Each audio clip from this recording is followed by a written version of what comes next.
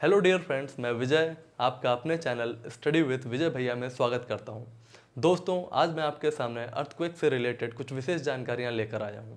दोस्तों, अभी आपने कुछ दिनों पहले न्यूज़ में पढ़ा होगा कि ताइवान और जापान में बहुत ही भयंकर भूकंप आया था। उससे कुछ साल पहले आपने नेपाल के बारे में सुना होगा कि वहाँ पे बहुत भयंकर भूकंप आया था। दोस्तों, हम ये जानेंगे कि ये भूकंप आता क्यों है, कब आता है और किस लिए आता है।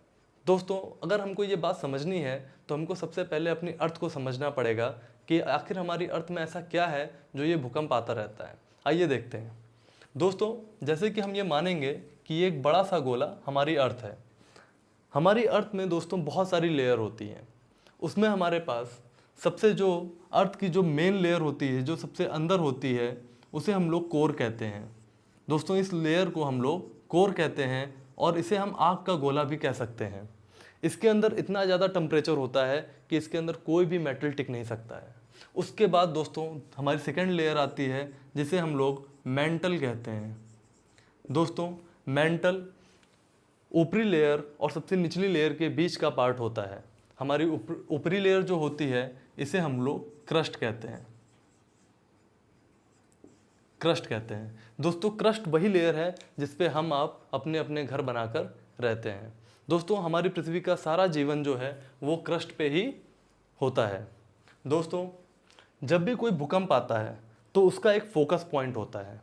भूकंप हमेशा अर्थ के निचले हिस्से में आता है, उसका हमेशा एक फोकस पॉइंट होता है। मान लीजिए कि ये जो पॉइंट है ये आपका फोकस पॉइंट है। अर्थ के निचले हिस्से पे जहाँ पे भूकंप आया ये आपका फोकस पॉइंट है, लेकिन ये जहाँ पे महसूस होता है अर्थ के ऊपरी सतह पे, जहाँ पे ये भूकंप आपको महसूस होता है उसे हम लोग कहते हैं एपिसेंटर।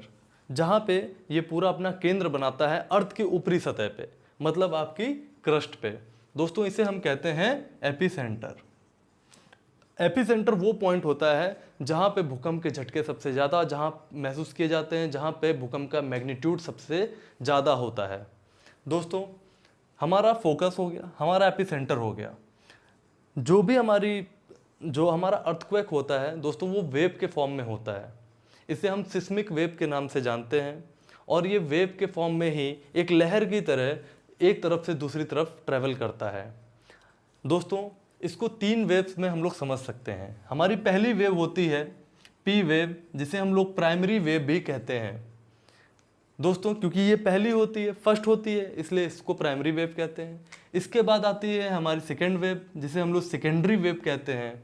और दोस्तों, इसके बाद आती है हमारी थर्ड वेव, जिसे हम एल वेव या लव वेव भी कहते हैं। दोस्तों, ये वेव अपने क्रम के अनुसार रखी गई हैं क्योंकि इनका डैमेज भी उसी के हिसाब से होता है। आगे हम जानेंगे कि पी वेव, एस वेव और एल वेव क्या है और इनका डैमेज से अर्थक्वेक से क्या रिलेशन है। दोस्तों, अगर आपको अर्थक्वेक को और बेहतर तरीके से समझना है तो आपको प्लेट टेक्टोनिक थ्योरी के बारे में जानना होगा। दोस्तों, प्लेट टेक्टोनिक थ्योरी क्या कहती है? दोस्तों, प्लेट टेक्टोनिक थ्योरी कहती है कि हमारी अर्थ जो है वो बहुत सारे पार्ट्स में डिवाइडेड है, बहुत सारे पार्ट्स में डिवाइडेड है, बहुत सारे पार्ट्स में। अब जब आपके बहुत सारे पार्ट हैं, जैसे आप मान सकते हैं कि इंडिया देश वर्ल्ड के एक छोर पे है और अमेरिका वर्ल्ड के एक दूसरे छोर पे है, लेकिन क्या हो कि ये दोनों आपस में एक पास आने लगें, तो ऐसी स्थिति में क्या होगा? या फिर दूसरी स्थिति ऐसी हो कि इंडिया जो कि एशिया का पार्ट है और यूरोप से सटा हुआ है, ये क्या हो कि ये एक दूसरे से दूर जाने लगे। दोस्तों, ये सब क्रस्ट है। हमने बताया जहाँ पे भी लाइफ है, चाहे वो समुद्र ही क्यों ना हो, वो क्रस्ट का ही एक पार्ट है। दोस्तों, हमारी जहाँ पे हम खड़े हैं, जहाँ पे हम रहते हैं, यहाँ से लेके नीचे 100 किलोमीटर तक जो है वो हमारा क्रस्ट है, उसी पे पूरी लाइफ है। अब आप सोचिए कि इसमें हमारी कितनी लेयर्स हैं। एक अंदाज़ा लगाइए कि अमेरिका इंडिया के पास आने लगे या फिर ऐसा हो कि यूरोप एशिया से दूर जाने लगे, तो ऐसी स्थिति में क्या होगा मैं आपको समझाता हूँ। दोस्तों, हम एग्जाम्पल लेते हैं, दो प्लेट्स बनाते हैं। मान लीजिए एक ये प्लेट है और एक ये प्लेट है। इसे हम P1 नाम देते हैं और इसे हम P2 नाम देते हैं। दोस्तों, दो स्थिति हो सकती है, या तो ये एक दोनों के पास में आएंगी या तो ये दोनों एक दूसरे से दूर जाएंगी। तो दोनों ही स्थिति में क्या होगा? अगर ये दोनों प्लेटें एक दूसरे के पास आएंगी तब क्या होगा, मैं आपको समझाता हूँ। जैसे आप हिमालयाज़ को देख रहे हैं, जैसे आप माउंट एवरेस्ट को देख रहे हैं दोस्तों, आज से कुछ साल पहले जब आप पढ़ते होंगे तो आपने पढ़ी होगी माउंट एवरेस्ट की ऊंचाई 8,848 मीटर, लेकिन अभी उसकी जो नया डाटा है उसमें 8,850 मीटर हो चुकी है ऊंचाई। तो आपने देखा कि 2 मीटर का गेन हो चुका है। हर साल माउंट एवरेस्ट 5 सेंटीमीटर बढ़ जाता है। ऐसा कैसे हो सकता है? ऐसा तभी हो सकता है जब दो प्लेट्स आपस में मिल रही हों, तो माउंट एवरेस्ट की ऊंचाई बढ़ती जा रही है। उसी हिसाब से आप समझिए कि दो प्लेट्स जब आपस में आ रही हैं तो क्या हो सकता है, जब ये प्लेट्स आपस में टकराएंगी दोस्तों, जब ये प्लेट एक दूसरे के पास आएंगी, टकराएंगी, तो कुछ ना कुछ तो बम्बार्डिंग होगी, कुछ ना कुछ तो हलचल होगी। जब ये हलचल होती है, इसी का इफेक्ट हमें पृथ्वी पे दिखाई देता है। ये हलचल दोस्तों कहीं नीचे होती है, कहीं पे नीचे होती है, और इसका इफेक्ट जो होता है आपको पृथ्वी की ऊपरी सतह पे देखने को मिलता है, और इसी को हम लोग भूकंप कहते हैं, अर्थक्वेक कहते हैं। दोस्तों जब ये दोनों प्लेट्स आपस में टकराती हैं तो कुछ नई चीज़ें बनती हैं और कुछ पुरानी चीज़ें बिगड़ जाती हैं।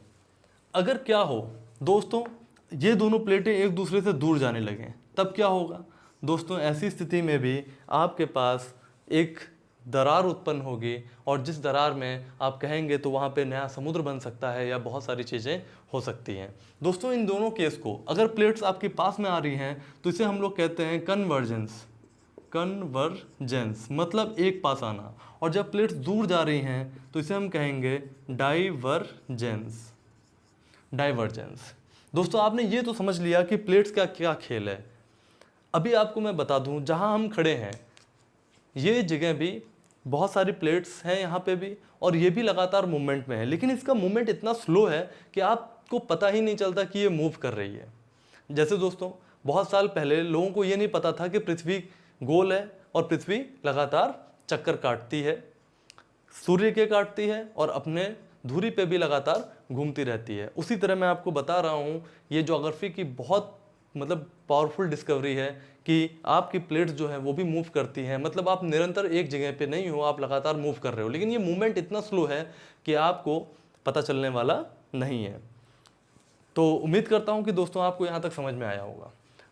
अब हम जानेंगे दोस्तों वेव्स के बारे में कि हमारी वेव्स क्या क्या हैं और उनका क्या योगदान है। दोस्तों पी वेव, सबसे पहले हम लोग जानेंगे प्राइमरी वेव के बारे में। Primary wave, secondary wave and L wave. L wave जिसे हम लब वेव भी कहते हैं, इसको HD लब साहब ने खोजा था, इसीलिए इसका नाम एल वेव रखा गया। दोस्तों प्राइमरी वेव, इसकी स्पीड 6 किलोमीटर प्रति सेकंड होती है। दोस्तों प्राइमरी वेव में डैमेज सबसे कम होता है, सबसे कम डैमेज प्राइमरी वेव में होता है, क्योंकि इसकी स्पीड ज़्यादा होने की वजह से ये जल्दी से आती है और जल्दी से निकल जाती है, तो इसका डैमेज हम लोग को ना के बराबर या बहुत ही हल्का फुल्का महसूस होता है। दोस्तों ये लॉन्गिट्यूडनल वेव होती है। लॉन्गिट्यूडनल वेव को आप ऐसे समझ सकते हैं कि जैसे ट्रेन चल रही है पटरी पे, तो वो एक लॉन्गिट्यूडनल मूवमेंट है, ट्रेन का चलना लॉन्गिट्यूडनल मूवमेंट है, और रॉकेट का उड़ना आपका एक ट्रांसवर्स मूवमेंट है। मैं आपको अभी समझाऊंगा, तो आप ट्रेन के एग्जांपल से आप समझिए कि एक लॉन्गिट्यूडनल मूवमेंट है, मतलब किसी के पैरेलल चलना। अगर इसके पैरेलल ये पेन चल रहा है तो ये लॉन्गिट्यूडनल मूवमेंट हो गया। ठीक है दोस्तों, primary wave solid, liquid, gas तीनों में मूव कर सकती है, और इसको हम इस तरह से रिप्रेजेंट कर सकते हैं जहाँ पे आप देखेंगे कि यहाँ पे बहुत ही नज़दीक नज़दीक फ्रीक्वेंसीज इसकी बहुत ज़्यादा हैं, और ये वेव बहुत ही फ्रीक्वेंट अकर कर रही है। अब हम आते हैं सेकेंडरी वेव में। सेकेंडरी वेव की स्पीड जो है दोस्तों वो 3.5 किलोमीटर प्रति सेकंड है। दोस्तों वेव के सिस्टम में जितनी इनकी स्पीड कम होगी ये उतनी ही विनाशकारी होंगी। दोस्तों इसका जो डैमेज है वो एवरेज है, मतलब प्राइमरी वेव से ज़्यादा है इसका डैमेज। दोस्तों ये ट्रांसवर्स वेव है। अब क्योंकि इसका डैमेज है तो आप इसको इस तरह से समझ सकते हैं, मैंने आपको बताया, जैसे मान लीजिए कि ये एक लाइन है। ट्रांसवर्स वेव क्या होती है, उस लाइन के परपेंडिकुलर चलने लगती है। क्या चलने लगती है दोस्तों? परपेंडिकुलर चलने लगती है। आप कहेंगे प्राइमरी वेव भी तो ऐसी है। दोस्तों इसका जो है ये बहुत ही कम है, मतलब ये आपको इतनी पता चलेगी कि ये है परपेंडिकुलर कि नहीं है, आपको पता नहीं चलेगा। लेकिन एस वेव में आपको पता चलने लगेगा कि ये इस पे परपेंडिकुलर है, लंबवत है। ठीक है दोस्तों, ये सॉलिड और लिक्विड दोनों में ट्रेवल करती है और इसका डैमेज एवरेज होता है। एल वेव दोस्तों, एल वेव की स्पीड सबसे कम होती है, 1.5 किलोमीटर प्रति सेकंड होती है। जितनी स्पीड कम होगी उसका डैमेज उतना ही ज़्यादा होगा, वो उतनी ही धीरे से वहाँ से निकलेगी। दोस्तों एल वेव का डैमेज सबसे ज़्यादा होता है, सबसे खतरनाक होता है। ये भी ट्रांसवर्स वेव होती है। अब आप इसको इस तरह से समझ सकते हैं कि यहाँ से मान लीजिए वेव शुरू हो रही है और ये ऐसे ऐसे ऐसे जा रही है, मतलब जितना ऊपर जितना नीचे, जितना ऊपर जितना नीचे। तो सोचिए आपकी अर्थ कितनी ज़्यादा सेक करेगी, कितनी ज़्यादा हिलेगी। जितना ऊपर उतना नीचे, जितना ऊपर उतना नीचे, तो आपकी अर्थ जो है हिल जाएगी, बहुत ही ज़्यादा हिलेगी, तो डैमेज भी बहुत ज़्यादा होगा। दोस्तों ये केवल और केवल सॉलिड में ही ट्रेवल करती है और सबसे ज़्यादा डैमेज इसी की वजह से होता है। आप समझो कि हमारी सॉलिड सतह तो यही होती है ना दोस्तों। अब हम जानेंगे आइसोसिस्मल लाइन और होमोसिस्मल लाइन क्या होती हैं। दोस्तों आइसोसिस्मल लाइन, जहाँ पे आपका अर्थक्वेक अकर होता है, जैसे मान लो दो चार देश हैं, ऐसे फॉर एग्जांपल लेते हैं, मान लो ये हो गया जापान, ये हो गया चाइना, ये हो गया ताइवान। ये 3 देश हैं और तीनों में जो है एक ही मैग्नीट्यूड का अर्थक्वेक आता है। मान लो 6 रेक्टर स्केल पे 6 मैग्नीट्यूड का यहाँ पे आता है, 6 मैग्नीट्यूड का यहाँ पे आता है, 6 मैग्नीट्यूड का यहाँ पे आता है। अगर तीनों जगह सेम मैग्नीट्यूड का अर्थक्वेक आया है तो इसे हम कहेंगे आइसोसिस्मल लाइन। ये जो लाइन ये तीनों को कनेक्ट कर रही है, इसे हम कहेंगे आइसोसिस्मल लाइन, क्योंकि यहाँ पे सेम मैग्नीट्यूड का अर्थक्वेक आया है। अब होमोसिस्मल क्या होता है दोस्तों? हमने देखा कि जापान पे और चाइना पे एक ही टाइम पे सुबह 6 बजे दोस्तों दोनों जगह सुबह 6 बजे ही अर्थक्वेक आया था। तो इस लाइन को जोड़ने वाली लाइन जो होती है, इसे हम कहते हैं होमोसिस्मल लाइन, जो कि सेम टाइम को रिप्रेजेंट करती है। दोस्तों अब हमारे पास कुछ इंपॉर्टेंट पॉइंट्स हैं, हम उनको देखेंगे, जो कि किसी भी एग्जाम पॉइंट ऑफ व्यू से बहुत इंपॉर्टेंट होते हैं और इनसे हमेशा क्वेश्चंस पूछे जाते हैं। दोस्तों मशीन जो हमारे अर्थक्वेक को समझती है उसे हम कहते हैं सिस्मोमीटर। दोस्तों अर्थक्वेक की स्टडी को हम लोग सिस्मोलॉजी कहते हैं।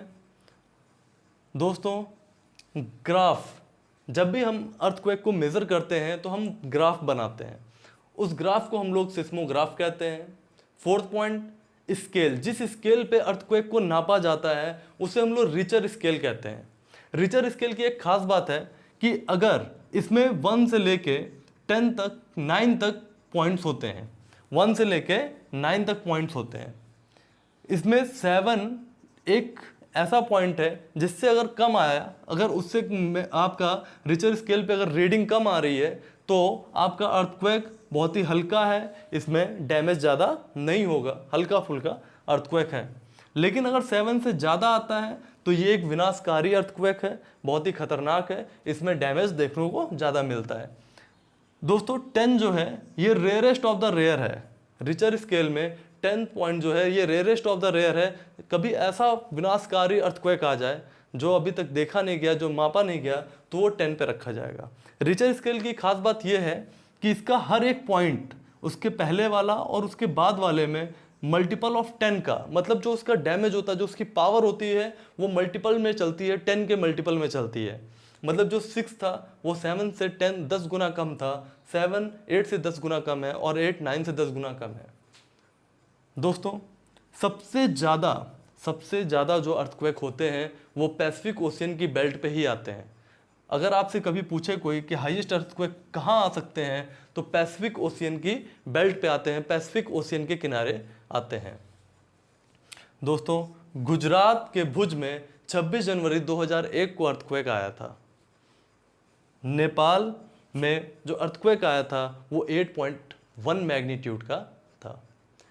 उम्मीद करता हूँ दोस्तों कि आपको ये क्लास बहुत ही अच्छी लगी होगी और आपको इस क्लास से बहुत ही महत्वपूर्ण जानकारी मिली होगी। अगर दोस्तों आपको ये क्लास अच्छी लगी है तो प्लीज़ मेरे चैनल को लाइक करें, सब्सक्राइब करें और अपने दोस्तों को शेयर करें। Thank you.